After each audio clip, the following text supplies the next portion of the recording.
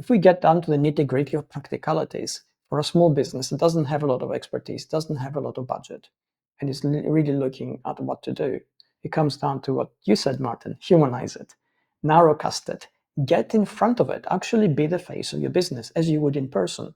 I mean, if somebody walked into your coffee shop and that's your only business, and you never come out to say hi to your first customer, for instance, what kind of message does that send to that customer about how welcome they are, how attentive you are, how focused you are?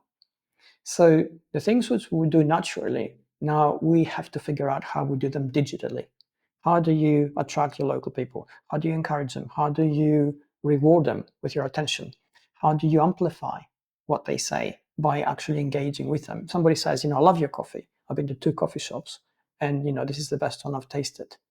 Well, instead of just saying, that's great, you would say, well, yeah, because I go into all these lengths to pick that particular brand of coffee. And this is how we basically prepare it before we serve it, because you're real about it. And that then resonates with that person, and that connection is made. And I think a lot of the times the confusion arises in not knowing exactly how to translate this into the digital domain, but also not thinking that we have to translate that into the digital domain. We look at tools, we look at buttons, and we think, okay, it's easy to do something. We can just create some kind of content, press enter. We can put some kind of content, put in those keywords, and we think we're done. And we're not really done, because those are just tools, and those tools often don't reflect exactly what we do. And in that gap between what a business does in terms of identity, and Frank mentioned philosophy later on, it's an existential thing. If you can't get across who you are truly, what are your values? What is your business? Why do you do this business and not any other kind of business? If you can't get that across in your presentation, in your content, in your website layout, in your social media content, and how that comes across, then you're going to miss out, because essentially large language models filter those things, synthesize them, see what the audience does, and then they basically then present the answers. So you, as an owner, as a business owner, that's a challenge. How do I get my humanity, my passion, my focus across into the digital domain? And a certain amount of experimentation is required. But the good news is that it's also the great leveler, because large companies right now are not thinking like this.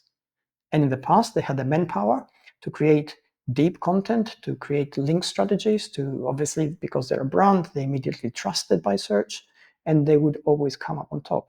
And if you're a small to medium enterprise these days, you actually have, at this stage of the game, equal access to search.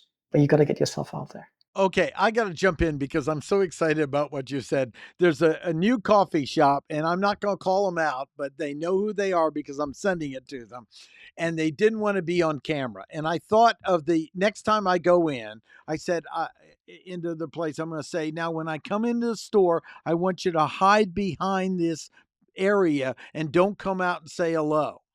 And they're going to go, why? I say, well, that's what you're doing when you're not willing to get out on video in your business virtually. See, they don't want to be on video, but they wouldn't think if you walk in the door to hide behind a pillar and not even say hello. And you just gave me the teaching tool. Robin, if you were in one of my classes, I'm going to stand someone up and I'm going to have them speak as though I'm coming, I welcome them in the business. I'm going to hide behind something, because that's just what you said. And it's a doorway they have now, if they move fast on it, that they won't later. And that's where, no, don't just take AI junk and throw it out there. Everyone's doing that.